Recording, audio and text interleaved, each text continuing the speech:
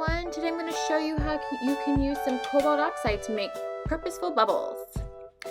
To create the bubbles, you're going to need clear glass cut into different sized squares. The smaller the square, the rounder your piece will be after full fusing. The bigger, the more likely it's going to keep its square shape, but that's okay.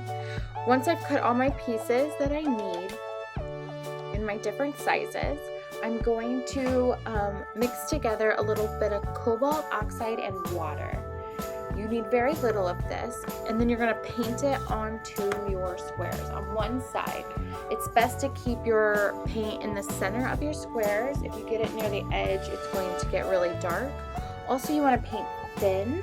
The thinner you can see on the right will create a more beautiful blue, where it's thick it will be a little darker, also close to black. Once you've painted all your pieces, you're then going to cap it with another piece of clear with a little bit of glue and just a little dab, no more than that. And then you're going to set these off to the side to be full fused.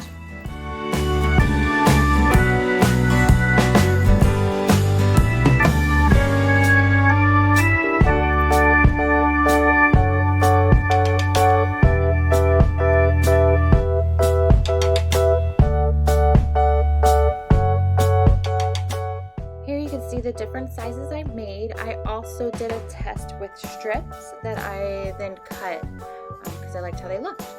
Once full fused, you can see they come this beautiful blue and they're just very bubbly. Then I selected the plate, this flower plate that I wanted, and I cut it. I traced it and cut it. I cut around the outside first and then in between each little petal. And it's okay if it's not exact. You can use any of the grinders to grind it down, or you can leave it sharp and a little crazy like I did because I knew I was going to full fuse it. And then I played around with what I wanted to decorate it with. Once I was ready to decorate, I then found the center of my plate and then started laying the pieces down where I wanted them to go. As I did each color, I glued them down when I was happy where they were, so that I didn't have to do it once I placed everything, because that would be too much.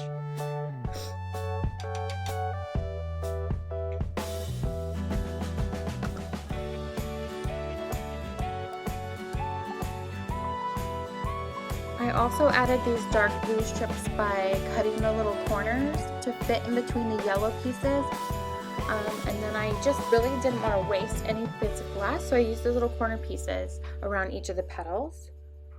And then I flipped it over so that I could clean off those black lines once everything was glued in place, wiped it down, set it on a kiln sheet to be full fused. I also wanted to even out my glass because there was a lot of gaps and I didn't want things to move, so I cleaned up some clear frit, and filled in all the places in between all the glass. Here you can see, because I didn't want anything to really shift. I wanted everything to stay in place during its full fuse. Once this came out of full fuse, I was ready to set it on that flower plate to slump. And I just did a simple slump, and I was really happy with how it fell in there. And that's it for this plate. I hope you enjoyed watching this. Thanks for watching. Bye.